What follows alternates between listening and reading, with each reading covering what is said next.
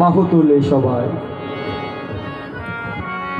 বাহু তুলে জয় জয় শ্রী গুরুদেব কি জয় জয় শ্রী গুরুদেব কি জয় জয় শ্রী গুরুদেব কি পতিত পাবন শ্রী গুরুদেব কি জয় জয় শ্রী রাধা কৃষ্ণ প্রীতি প্রেমানন্দ হরি হরি বল শ্রী গুরুদেব প্রীতি প্রেমানন্দ হরি হরি বল। চলুন শ্রী গুরুদেবের কৃপা নিয়ে শ্রী গুরুদেবের কৃপা নিয়ে এবার আমরা পঞ্চতত্ত্ব ভজনের দিকে যাই। জয় জয় নেতা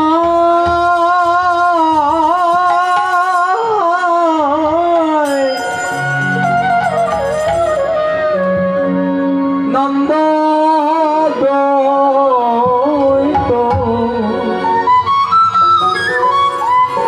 প্রাণ গৌরা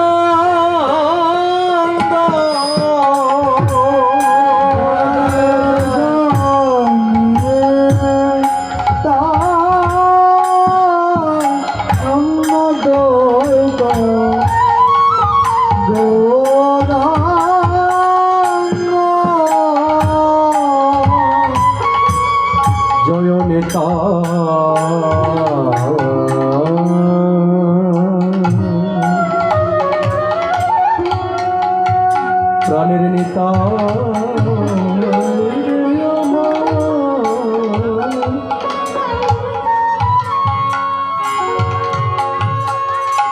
নেতাই রে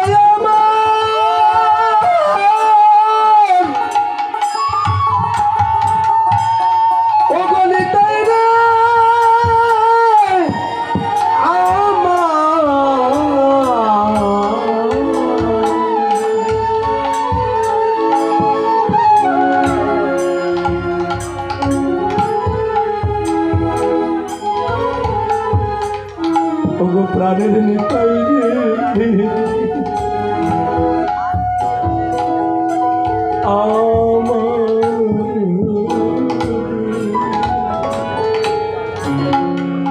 নিতাই রে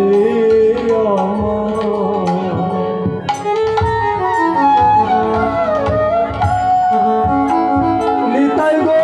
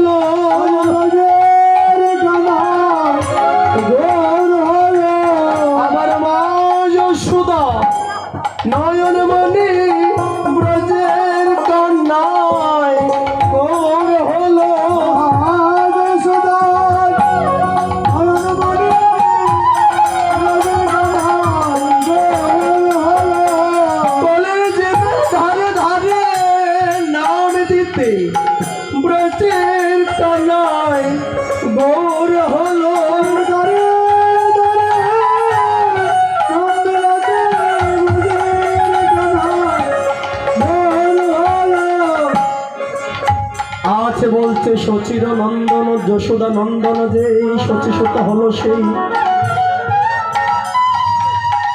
বলরাম হইল নিতাই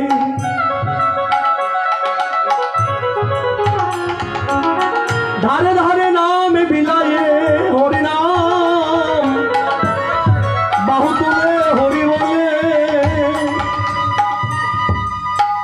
উদ্ধার করে জগত সংসার।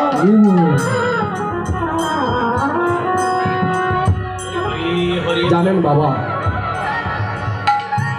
একটু আগে বলেছিলাম গুরু ভজনের মধ্যে এই যে কৃষ্ণ অবতার, ভগবান শ্রীকৃষ্ণ পরিপূর্ণ অবতার হয়ে এসেছে, এসে ভগবান কাঁদছে, বলেছিলাম না, কতটুকু স্টপ করে রেখেছিলাম, সে কান্নার পালে এসেছে। প্রভু আজ ওই যমুনার তীরে বসে বসে কাঁদছে। রাজার ছেলে তো, নন্দ রাজার ছেলে তো, যে না কানায় বসে বসে কাঁদছে। শ্রীরাম সুদাম কানে অনেক চেষ্টা করছে থামানোর জন্য, ভগবান তো আর কোনরকম কান্না থামে। দৌড় দিয়ে গেলেন মা যশোমতীর কাছে, মা মা মা, কানাই এত কান্না করছে, আমরা কোনো মতে কানাইয়ের কান্না থামাতে পারিনি, তুমি চলো। মা যখন যশোমার একমাত্র সন্তান কানাই তো, যেই না শুনেছেন আমার কানাই কান্না করছে, মা বিলাপে ধরে দৌড় দিলেন, ছুটছেন পিছন পিছন নন্দ মহারাজ, দাঁড়াও যশোদে দাঁড়াও বলে বলে নন্দ মহারাজের পিছনে পিছনে সমস্ত ব্রজগোপীগণ ব্রজগোপ বালকগণ সবাই দৌড়ছে। মা যশোদে দৌড়ে এসে কানাইকে জড়িয়ে ধরে বলছে, বাপরে তুই কাঁদছিস কেন, তুই কিসের অভাব তোর? ননির অভাব, মাখনের অভাব, নাকি ধন সম্পত্তির অভাব? ভগবান একটা কথা বলছে, মা আমার জগতে কিছু অভাব নেই, তবুও কেন জানি না আমার ভিতরে কোন একটা কিছুর অভাব অভাব মনে হচ্ছে। মা আমায় দয়া করে বলো সেই অভাবটা কি? কেউ বলতে পারে না সেই অভাবটা কি। রাধারানী দৌড়ে ছুটে আসলেন। রাধারানী গোবিন্দকে ধরে বলছে, বধূ তুমি কেন কাঁদছো, আমাকে বলো, তোমার কি হয়েছে, আমায় একেবারে তুমি দয়া করে বলো। রাধারানীকে পাওয়ার পরে রাধারানীর দুই চরণ ধরে বলছে, রাধে তুমি আমার জন্য এত কাঁদো কেন, আমাকে একবার বলো তো। রাধারানীকে প্রশ্ন করছেন। রাধারানী বলছে, এই কথা শোনার সাথে সাথে গোবিন্দের সাথে সাথে রাধারানীও কান্না জড়ে দিয়েছে। বধূ জানো তোমার জন্য কেন কাঁদি, কেন রাধি, এটাই আমার জানার ইচ্ছা, বলো তুমি আমার জন্য কেন কাঁদো। বধূ হে, আমি তোমার জন্য কেন কাঁদি এটা যদি তোমার জানতে হয়, জানার ইচ্ছা থাকে, তোমাকে আমার স্থানে এসে দাঁড়াতে হবে। তোমাকে ভক্তের আসন, ভগবানের আসন পরিত্যাগ করে ভক্তের আসনে গিয়ে দাঁড়াতে হবে। তারপর তুমি বুঝতে পারবে ভক্ত ভগবানের জন্য কেঁদে কেন এত সুখ। মাকে বলছে, মা আমি আমার প্রশ্নের সমাধান পেয়েছি। কি সমাধান পেয়েছিস বাবা তুই? রাধারানীর চরণ ধরে বলছি, ও গো রাধে,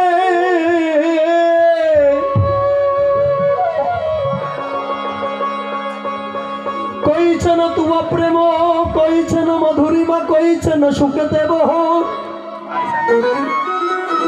এই কেমন তোমার প্রেম, এই কেমন তোমার প্রেমের মধুরিমা, মধুরতা।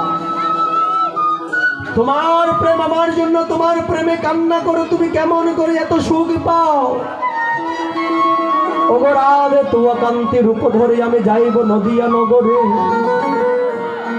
তোয়া কান্তি রূপ ধরে আমি যাইব নদিয়া নগরে, আমি তোমার প্রেমের ডালে মাতায় লয়ে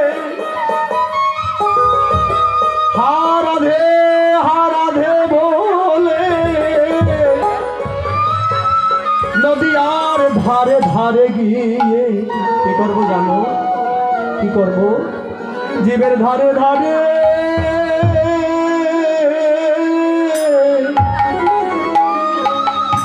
আমি কেঁদে বেড়াবো,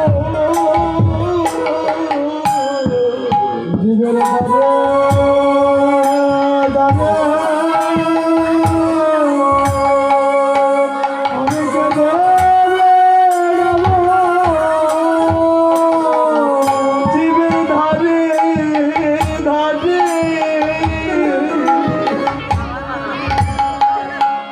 আমি কেঁদে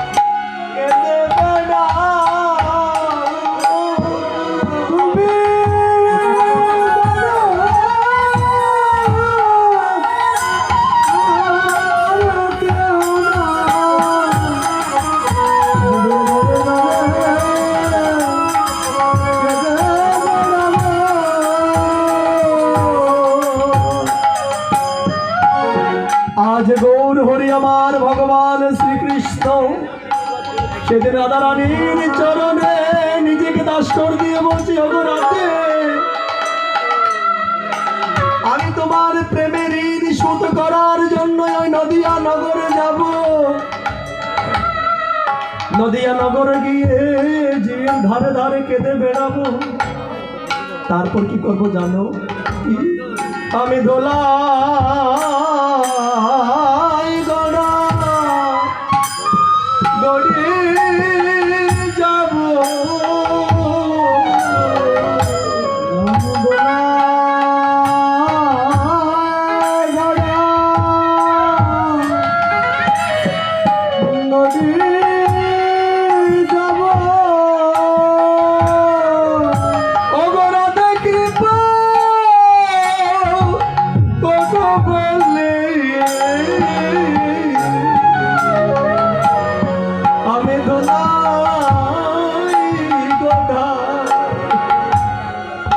গড়ি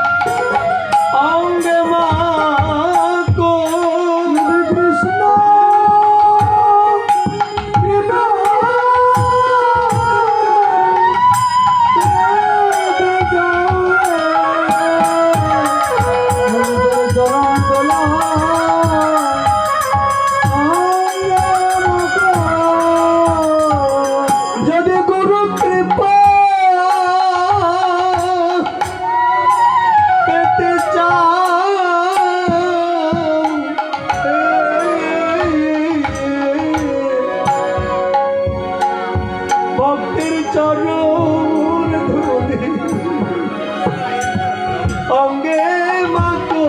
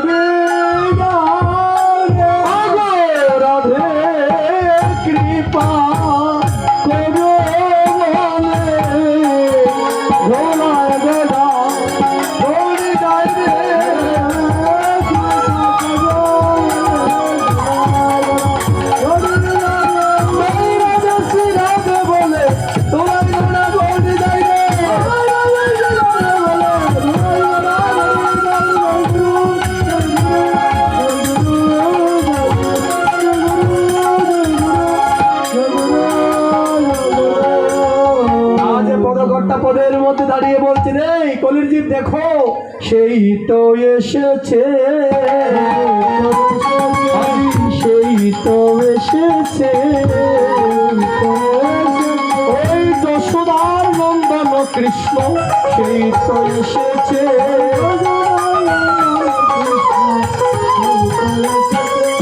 কলির জীবের ধারে ধারে সেই তো এসেছে,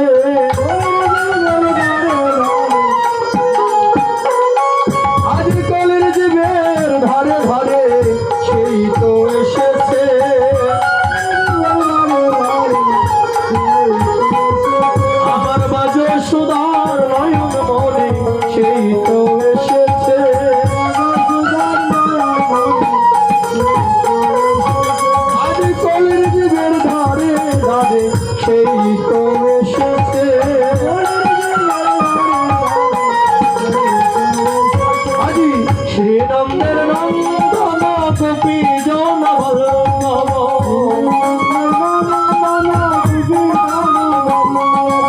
শ্রীরাধার নায়ক নাগর সে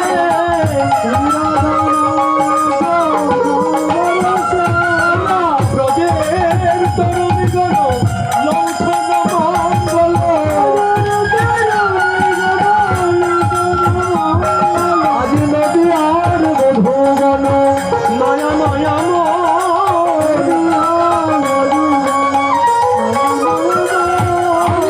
জয় নিজ শান্তি কলে বড়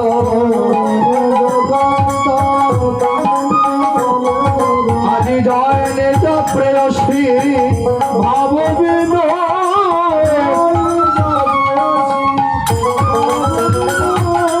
ব্রজের তরুণী গণ লৌছন মঙ্গল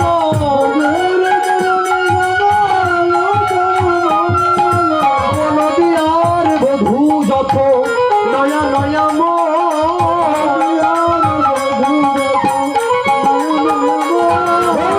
কান্তি ধরেছে, ঘোড়া কান্তি ধরেছে, আজ রায় কান্তি অঙ্গে লয়ে কান্তি ধরেছে,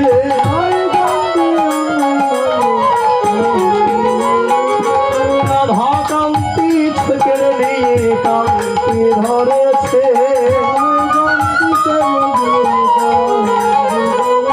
আজ কলির জীবকে উদ্ধারিতে কান্তি ধরেছে,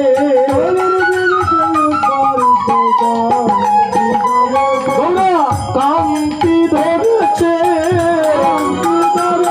আজ রায় কান্তি অঙ্গে নিয়ে কান্তি ধরেছে,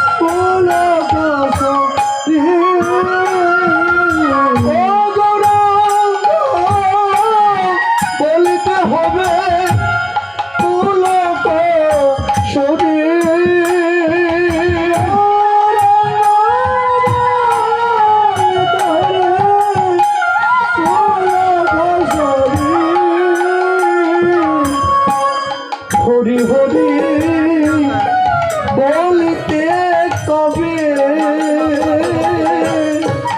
নয়নে রহে নে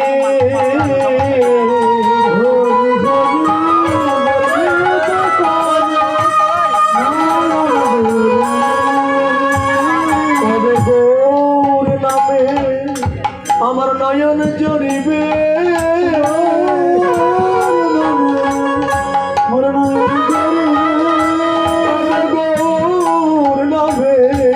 নয়ন জড়িবে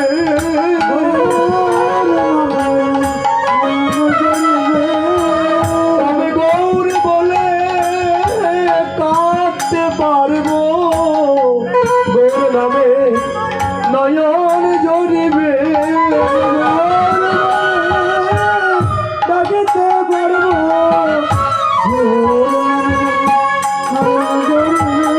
আমার মানব জন বৃথায় গেল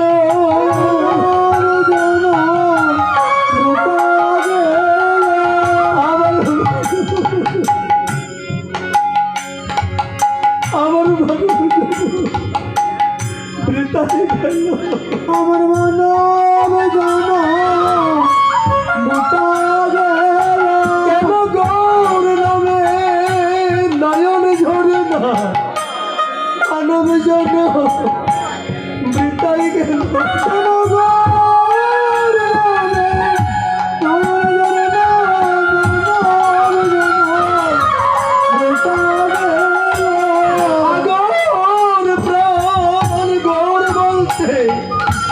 আমার মানব জন্য বৃথায় গেল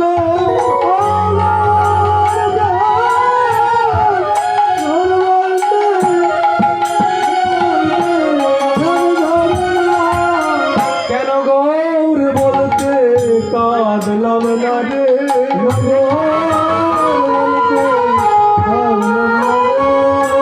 মানব জন্য কেন বৃথায় দিলাম গৌর বলতে কাঁদলাম না রে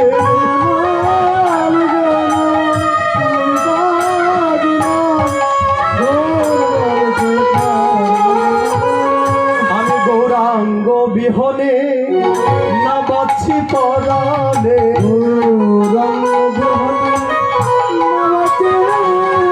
আমি গৌরাঙ্গ বিহনে না বাচ্ছি পরাণে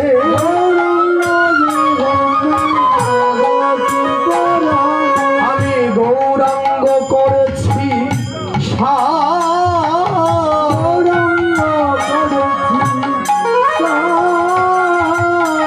গৌরাঙ্গ বলতে যাক জীবন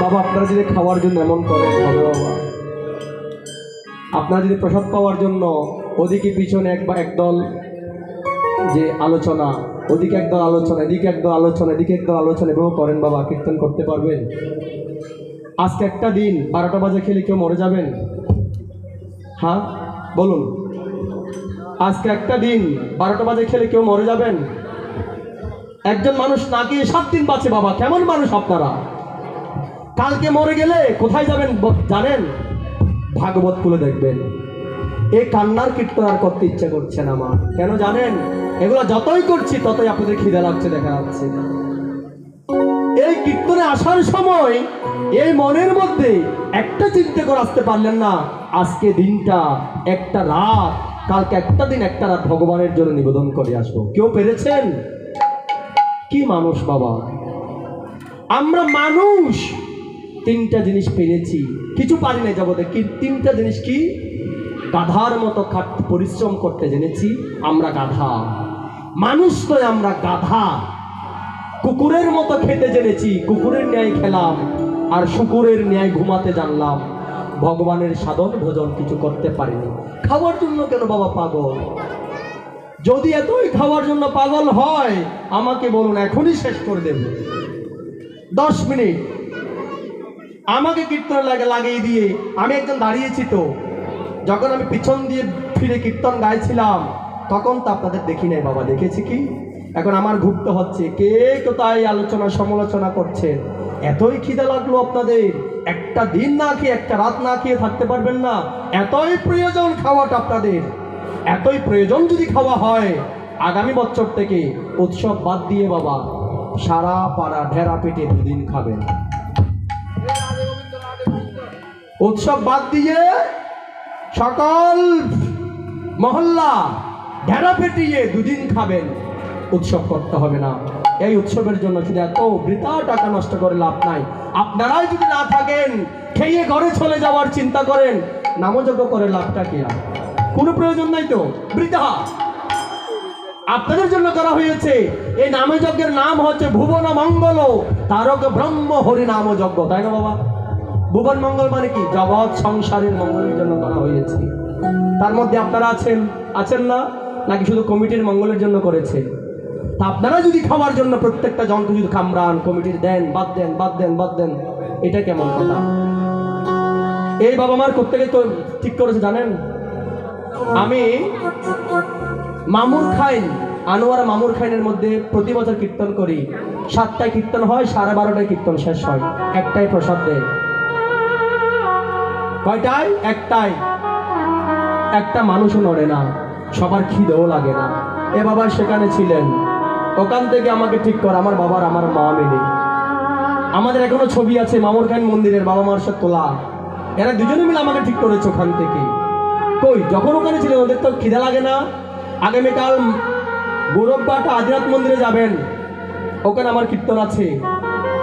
ওরা 7টায় শুরু করবে, রাত 1টায় প্রসাদ দিবে। প্রসাদ দেওয়ার নাম ধরলে মাত্র শেষ। সভাপতিকে কেউ ডাকে না ভয় পেয়ে, সভাপতি বসে থাকে। 7টায় শুরু করবে, রাত 1টায় কীর্তন শেষ করবে। আমি ভয় পাচ্ছি আগামীকাল ওখান থেকে কীর্তন শেষ করে আমি এখানে পুণ্যাহুতিতে কেমন করে ঢুকবো, চিন্তায় মরে যাচ্ছি আমি। আর আপনারা বলছেন ভক্তের মনের আক্রোশটা, ভক্তের মনের খিদাটা ওই বরাবর থাকতে হবে, কোন বরাবর? ভগবানের কথা বরাবর। শুধু খেলাম, বাথরুম ফুরাইলাম আর ঘুমাইলাম, এটা কোনো ভক্ত হতে পারে না। এটা মানুষের কাজ নয়, এটা পশু জন্তু জানোয়ারের কাজ। আমরা মানুষ বাবা, সবসময় মাথায় রাখবেন, আমি মানুষ, আমি হাত পা চারটাওয়ালা মানুষ। আমাকে ভগবান ঊর্ধ্ব মস্তিষ্ক দিয়েছে, পশুর মতো নিম্ন মস্তিষ্ক নয়, ঊর্ধ্ব মস্তিষ্ক। বিবেক, বিবেচনা, আক্কল, জ্ঞান, বিবেক সবকিছু আমার মধ্যে ভগবান দিয়েছে। আমাকে বিবেক বিবেচনা করে চলতে হবে। আমি মানুষটা এখানে কীর্তন করছি, সবাই বসে আছে। কেউ কি আপনাদের কাছ থেকে প্রসাদ খুঁজেছে? এখানে যারা বসেছেন তারা কেউ প্রসাদ দিতে বলেছে? বলুন সভাপতি, কেউ বলুন দিতে বলেছে? আপনারা বাইরের জল, ওদিকে ফিল খোলা আছে, ওদিক থেকে গিয়ে খেয়ে চলে যান। আর কিছু বলার নেই বাবা। বলতে অনেক কথা, যাদের খিদা লাগে ওদিকে ফিল খোলা আছে। আমি বাবাদেরকে বলবো, কমিটির বাবাদের এবং দাদাদের এবং ওই যে ওদিকে যারা রন্ধন করছে তাদেরকে বলবো আপনাদের দিয়ে দিতে, খেয়ে বাড়িতে চলে যান। ওদিকে না, এখন মহাপ্রভু সবাই আছে। হয় আমাকে কমিটিকে বলতে হবে এখন শেষ করেন, না হয় যতক্ষণ পর্যন্ত না কমিটিরা বলবে আমাকে শেষ করতে, ততক্ষণ পর্যন্ত আমি গাইয়ে যাব। যতক্ষণ পর্যন্ত পরিপূর্ণ ছকটা পূরণ হবে না। অধিবাস কীর্তনের একটা ছক আছে, কিসের পর কি আসবে, তারপরে বাবা মা আমি নিজে জানবো কখন শেষ করে দিতে হবে। দয়া করে ডিস্টার্ব করবেন না, হয় বসুন না হয় দাঁড়িয়ে আছেন, দাঁড়িয়ে থাকুন, সমস্যা নেই। তাই পদকর্তা যে গেয়ে উঠলেন কি, আমি গৌর বিহনে না বাঁচি পরাণে,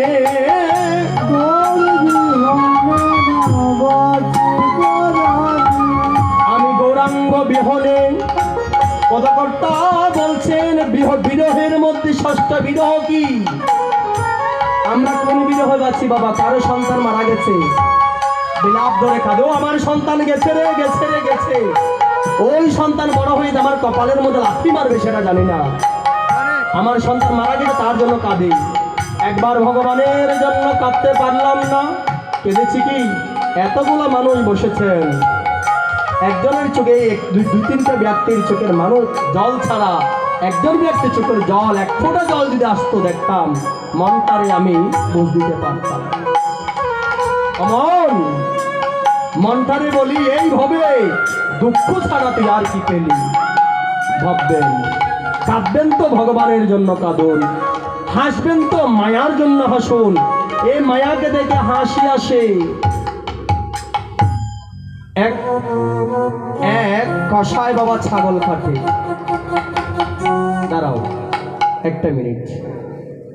শ্রাবণ মাস আসলে ছাগল কারা কারা দেন? একটা হাত তোলেন তো। কারা কারা ছাগল ফাড়া দেন বলেন, হাত তোলেন। সবাই দেন বাবা, সবাই দেন, সুন্দর। শুনুন বাবা, এক কসাই ছাগল বেঁধে অনেকগুলো ছাগল বিক্রি করছে। তো কসাইয়ের কাজ হচ্ছে ছাগল মাংস বিক্রি করা। ছাগল একটার সামনে আরেকটাকে কাটছে। কাটার পরে ওই ছাগলটা তো ছটফট করছে মৃত্যুর যন্ত্রণা। পাশের আরেকটা ছাগল একবার কাঁদছে, হা হা করে কাঁদছে, আবার হা হা হা হা করে হাসছে। ওই যে কাটছে কসাই, সে বলছে, এরপরে তোর পালা, তুই হাসছিস আর কাঁদছিস কেন? কাঁদছিস বা কেন, হাসছিস বা কেন? ওই ছাগলটা তখন কসাইকে বলছে, ভাই দেখ, আমি কিন্তু কোনোদিন কারো ক্ষতি করি নাই। করেছি কি না রে ভাই? আমি কোনোদিন কাউকে হত্যা করি, আমি কোনোদিন কারো প্রাণ নষ্ট করি নাই ভাই, কারো মাংস আমি খাইনি, আমি শুধু লতা পাতা ঘাস খেয়েছি ভাই। এই লতা পাতা ঘাস খাওয়াটা কি জগতের বড় অন্যায় হয়ে গেছে আমার, যে আমাকে তোমরা কেটে আমার মাংস ভক্ষণ করছো? বলছি ভাই, আমার লতা পাতা খাওয়াতে যদি এতই অপরাধ হয়, লতা পাতা খাওয়ার কারণে যদি আমার মৃত্যুদণ্ড হয়, আমি কাঁদছি, আমার মাংস খাওয়ার ফলে তোমার কি যন্ত্রণাটুকু হবে? ওই যমলোকে যমরাজ তোমাকে কোন যন্ত্রণা দিবে সেটা ভেবে আমি কাঁদছি ভাই। আমি ভগবানের কাছে বিচার দিলাম, হে প্রভু, তুমি তাকে যেমন সৃষ্টি করেছো, আমাকেও তো তেমন সৃষ্টি করেছো, কেন আমি নির্মম হলাম? সে আমাকে নির্মম ভাবে হত্যা করছে, তাই আমি কাঁদছি। কসাই বলছে, তাহলে হাসছিস কেন? কেন হাসছি জানো? তোমার দুর্গতি দেখে, তোমার দুর্গতি দেখে তুমি আমাকে নৃশংসভাবে হত্যা করতে একটা মিনিট দ্বিধা করছো না। এখান থেকে বাড়িতে গিয়ে তুমি তোমার সন্তান, পুত্র, পরিজন, আত্মীয় স্বজনকে নৃশংসভাবে বটি বা দা দিয়ে কোপাতে এক সেকেন্ড দ্বিধা করবে না। তোমার মনটা তীক্ষ্ণ হয়ে গেছে, তাই না বাবা? ঝগড়া হলে ভাইয়ে ভাই, বাবা বাবা পিতায়, বাবা সন্তানে বটি নিয়ে সম্পত্তির জন্য দা নিয়ে মারামারি দিনা, কাটাকাটি দিনা, কেন দিন? ওই যে নৃশংসভাবে হত্যা করার প্রতি অভ্যাস হয়ে গেছে। এটাই সে কারণে তোর কি গতি হবে, তোর কি হবে সেটা ভেবে আমি হাসছি রে ভাই, আর কিছু না। বাবাজি, এই জগতে যারা খাবারকে প্রাধান্য দিয়েছে, তাদের জন্য ভগবান রসাতল নামক একটি নরক তৈরি করেছে। বেনি মাধব রচিত ভাগবতমের 307 নম্বর পৃষ্ঠার মধ্যে দেখবেন নরক বর্ণনা নামক একটি অধ্যায় নির্ণয় করে দিয়েছে। নরক বর্ণনা, ওই নরক বর্ণনাটি একবার পড়ে দেখবেন, পড়ার পরে বিবেচনা করবেন আমি কোন জগতে আছি। বিষ্ণু পুরাণে বলা হচ্ছে মাংস, মাং যোগ আমাকে, স শব্দ খাবে। যে আমি যাকে কেটে টুকরো টুকরো করে ভেজে কষায় খাচ্ছি, একদিন ঠিকই আমাকে ওই নরকের মধ্যে এক একটা প্রাণী বিশাল বিশাল জন্তু হয়ে মানুষের রূপ নিয়ে আমাকে সেম ভাবে কেটে টুকরো টুকরো করে আমাকে খাবে। তাই বলা হচ্ছে মাংস, আমি যাকে খাচ্ছি সে একদিন আমাকে সেম ভাবে সমানভাবে খাবে। আবার ভগবান বলছে যে আমাকে বিহীন, আমার নাম বিহীন যে মৃত্যুবরণ করবে, চিন্তা করো না বৎস, তোমার জন্য ওই রসাতল নামক একটি নরক তৈরি করে রেখেছি। নিচে 7টি তল আছে, অতল, ভূতল, তলাতল, অপতল, তারপর হচ্ছে পাতাল, পাতাল, তারপর রসাতল, আরেকটা তল আছে, এখন আসছে না বলবো। এই 7টি তল, সব তলের নিচে রসাতল। যেই তলের এই যে আগুন দেখছেন না মা, আগুন বাবা, আগুনটা কেমন, আগুন রং কেমন বাবা? লাল। আগুন রংটা লাল না বাবা? বলা হচ্ছে ওই রসাতলের আগুনকে সহস্র হাজার পরিশ্রমিত মানে পরিষ্কার করে যেই অংশটুকু বিশেষ এসেছে সেটাই পৃথিবীতে পাঠিয়েছে। কারণ ওই রসাতলের আগুন আমরা কখনো সহ্য করতে পারবো না, বিদায় ওটাকে ভগবান পরিশ্রমিত করতে করতে করতে করতে সহস্র হাজার গুণ বার করার পরে এই লাল আগুনটুকু আমাদেরকে পাঠিয়েছে, আমরা পেয়েছি। এবার ওই রসাতলের আগুনটুকু কেমন হবে বাবা? ভাগবতম বলছে আমি এদিকে দাঁড়িয়ে আছি, আমার পাশে আরেকজন দাঁড়িয়ে আছে, ধাও ধাও করে আগুন জ্বলছে। বলছে ওই রসাতলের ধ্বনি চিৎকার হবে একটা, ওরে মলাম রে, বাঁচলাম রে, বাছারে বাছারে, একটা ধ্বনি, একজন একজনকে দেখবো না। ওই আগুনের ভয়ে ধাউ ধাউ করে জ্বলবো। কিছুক্ষণ পর কেহ ওই আগুনের জ্বালায় যন্ত্রণায় বসে পড়বো। বলছে কিছুক্ষণ পর ত্রিশূল দিয়ে কে একজন আমাকে আঘাত করছে পিছন থেকে, আমি দেখতে পাচ্ছি না। এরই নাম হচ্ছে রসাতল। ভয় করুন, মৃত্যু হবে একদিন, এক সবার হবে না বাবা? বেঁচে থাকবো কি?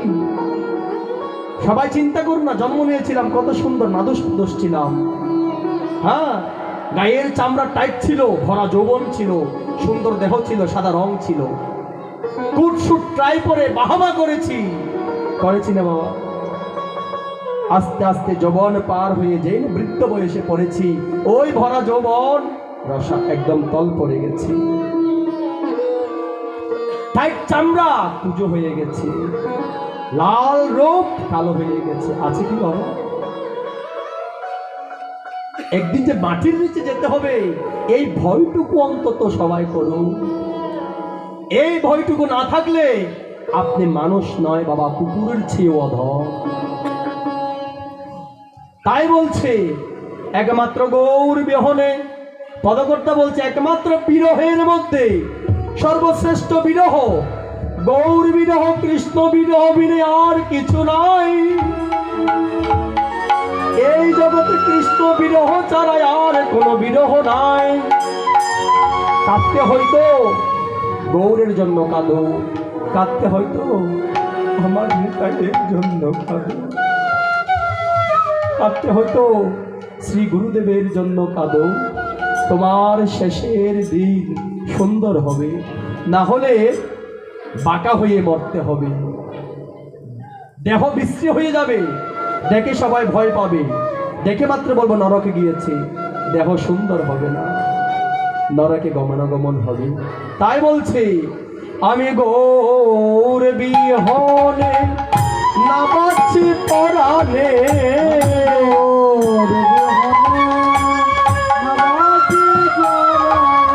আমি গৌর বিহনে না বাঁচি পরাণে,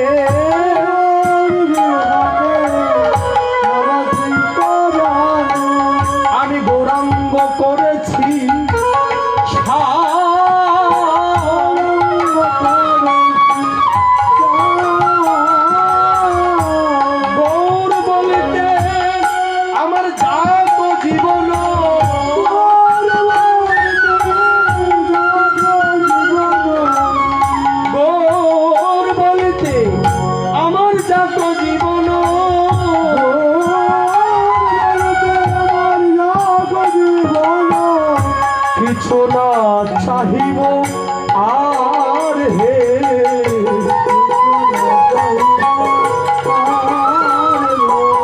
আমি আর কোন ধন চাই না প্রভু আর কোন চাই না প্রভু আমি আর কোন ধন চাই না আমি আর কোন চাই না আমি আমায় গৌর চরণে ঠাই দাও হে আর চাই না আমি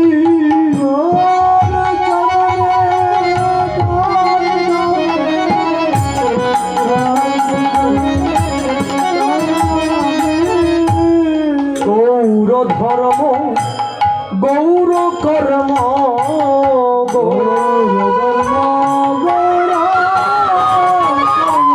গৌর ধর্ম গৌর কর্ম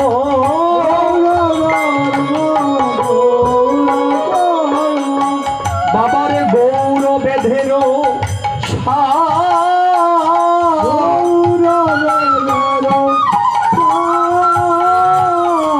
গৌর চরণে সকলে সপিন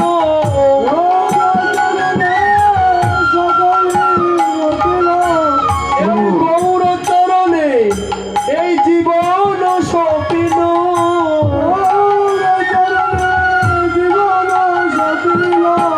গৌর করিবেন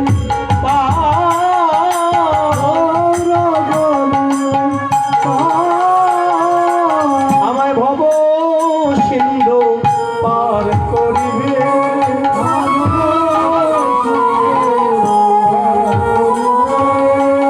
আমার হাতে ধরে কৃপা করে ভব সিন্ধু আমার পার করিবে হাতে